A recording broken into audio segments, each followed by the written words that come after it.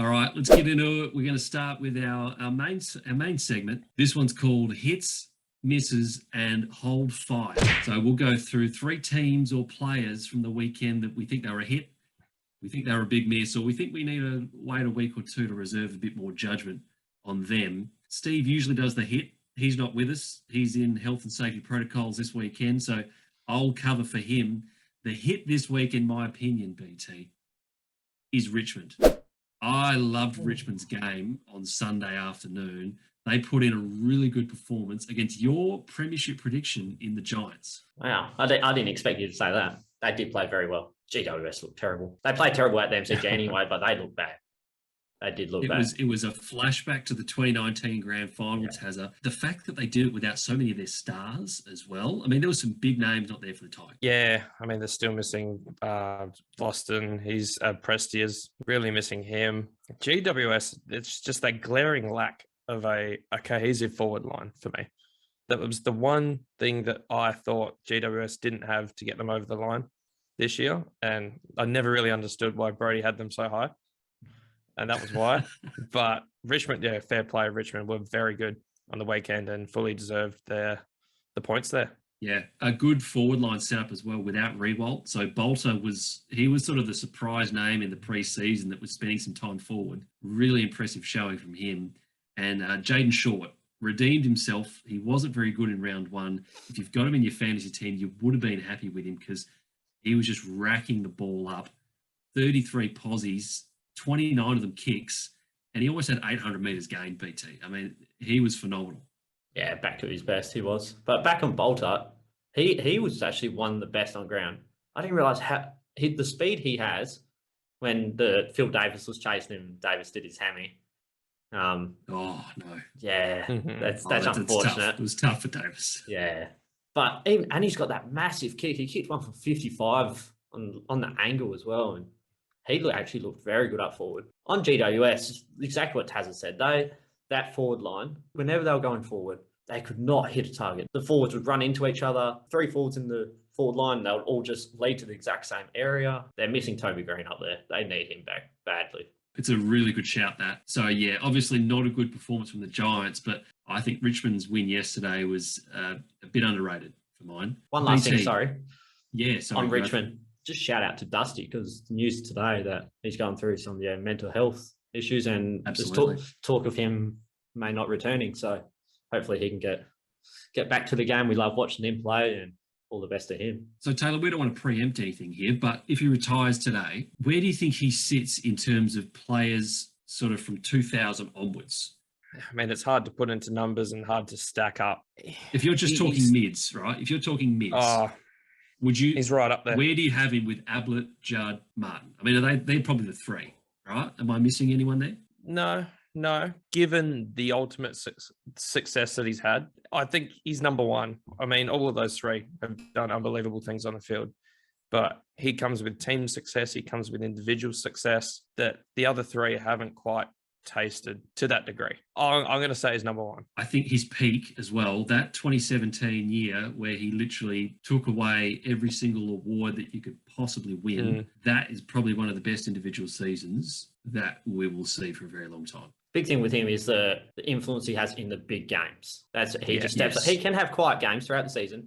He's always done that. As soon as it hits a big, important moment, important game, he just steps up and he's everywhere. So, speaking of not stepping up to the plate, BT, you're a man that doesn't miss with his criticism. You like to hit him hard and square between the eyes. And I have a feeling I know exactly where this miss is going today. Oh, I think it's pretty obvious. The shitty-ass Port Adelaide. No. This is how bad they are. They're the same record as the Eagles. Oh, no. That's tough. Tazza, as our resident Port Adelaide man, thoughts, queries, concerns from your end?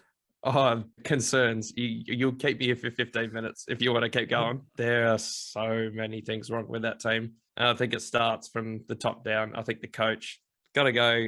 You've got to be able to cover. I mean, one man, Aliria, shouldn't leave that big a hole in a team. Who are they missing from their lineup? I mean, it's just Aliria and Dixon, Gray, Fantasia. But that was disgusting. I'll let BT go, but yeah, disgusting. If you didn't watch the game, didn't look at the score and look purely at stats, because we love our stats here, you would think Port Adelaide won that game by 10 goals. They dominated smashed every single stat. But the one stat, that was the big difference, the counter-attack from Hawthorn. Defensive 50 to score, 9 goals, 1. That is huge. I heard the stat. You might have it, BT, but I think it was the worst defensive 50 transition game from a team in the last 10 years. Exactly, you're spot on. In comparison to Port Adelaide, they had 2 behinds. You normally average maybe 2 goals, maybe 3. If you get 4, then you're having a good game. But 9 goals, 1. As soon as they got it out of defence, the game was fully open. Port Adelaide did not want to spread. Their work rate was terrible. That's where it came down to. And there was no organisation down back where obviously no Leah. The forward 50 entries were just atrocious. Yeah. There was no plan B. There was no lowering of the eyes. It was just hope and pray that someone goes and plucks it out of the air. Georgiades had to present too far up the field to leave an option down in the forward line. And Finlayson and Marshall were soft as butter all night. Marshall shouldn't even be on an AFL list. I think he was our man under the pump as well in our season preview video. If you haven't seen that, make sure you check it out. Also, a special shout out to one of our regular listeners and contributors, R. Dizzle, who had this to say about your team, Port Adelaide. He said, bring the tarps out. Bring the tarps back because it's a sorry state of affairs at Port Adelaide. Yeah, I was pretty triggered by that. I'm not going to lie. It's not a bad I was going shout. through a rough time. I was going through a rough time during that game, and that did not help. All right, let's change tack a little bit. We're looking now for a team that we're just going to hold fire on for a week or two. Someone that we need to see a little bit more of before we know whether they're going up or going down this year, Tazza. Look, I've got the Eagles for a hold fire. Obviously, COVID's ravaged the team. They put up a good fight. The Roos weren't at their best, and their best isn't anywhere near the best in the competition. But we're talking about a team that had 4 blokes that hadn't even trained with the rest of the group. Let me give you some names here, Taylor. Mm-hmm. Aaron Black, Stephen Gyro, Angus Dewar, Braden Ainsworth, and Declan Mountford. 5 blokes that literally walked off the street, pulled on the blue and gold, put in one of the great efforts you'll ever see. This was almost a highway robbery. It's the best I've felt as an Eagle supporter after a loss, BT. I don't know about you, but... And this was with Jack Darling doing absolutely nothing. He was terrible. He was probably the worst on the park. Next week, with the Derby coming up, we'll be getting all these players back. It should be a good game, hopefully. Yeah, I'm really interested to see which names come back and how they go, because if they put in the sort of effort they put in, I don't care who's in the team, there'll be a good chance of rolling Freo, who, in all honesty, they were very lucky to avoid your miss this weekend, BT, because they were terrible. They were absolutely shocking against the Saints, who weren't much better themselves, by the way. So, yeah, I think the Western Derby next weekend will be a very interesting match indeed. I'll touch on that, touch on St Kilda, since I'm pretty harsh on them. Yes. For those of you that haven't tuned in before, BT is not a St Kilda fan.